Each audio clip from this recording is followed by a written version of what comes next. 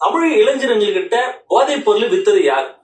தமிழ்நாட்டுல தமிழ் இளைஞர்கள் எல்லாருமே போதையிலேயே சுத்திட்டு இருக்காங்க. போதைப் பொருள் சாப்பிட்டுட்டு இருக்காங்க, போதையிலே சுத்திட்டு இருக்காங்க. எல்லா காலேஜ் ஸ்கூல்லயும் முன்னாடியே போதைப் பொருள் வித்து அந்த பணத்துல சம்பாதிச்சு ஏதோ ஒரு பண்றாங்க. யாரு இந்த போதைப் பொருள் தமிழ் இளைஞர்கிட்ட வியாபாரம் பண்றது? இந்த வியாபாரம் பண்ணி இந்த பணத்தை எடுத்து என்ன பண்றாங்க?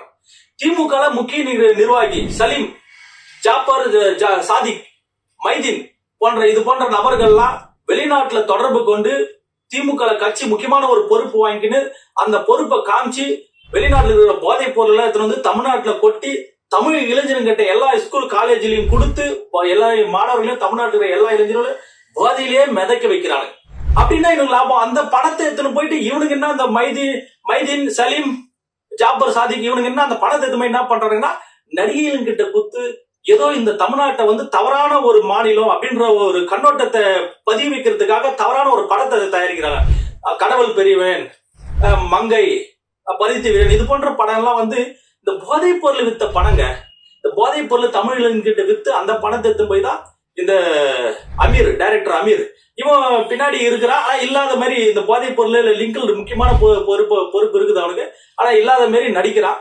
இந்த அமீர் எல்லாம் சேர்ந்துதான் இந்த படத்தை எல்லாம் தயார் பண்ணி தமிழ்நாட்டுக்கு ஒரு தவறான ஒரு மாநிலம் இளைஞர்கிட்ட யாரும் முன்னேறாம பார்த்துக்கக்கூடிய ஒரு படம், சிம்பாலிக்கான ஒரு படம் எடுக்கிறானுங்க.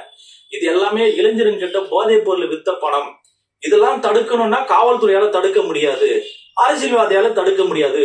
ஒவ்வொரு இளைஞனும் அவனுடைய சுய புத்தி, கடவுள் ஒவ்வொரு இளைஞனுக்கும் சுய புத்தி கொடுத்திருக்கான், சுய அறிவு கொடுத்திருக்கான். என்னைக்கு சுய புத்தி, சுய அறிவு தமிழ்நாட்டில் இருக்கிற இளைஞர்கள் நீங்க அதை யோசிச்சு அது பிரகாரம் நடக்கிறீங்களோ அன்னைக்குதான் இந்த தமிழ்நாட்டை காப்பாற்றப்படும் என்பது முக்கியமான ஒரு விஷயம்.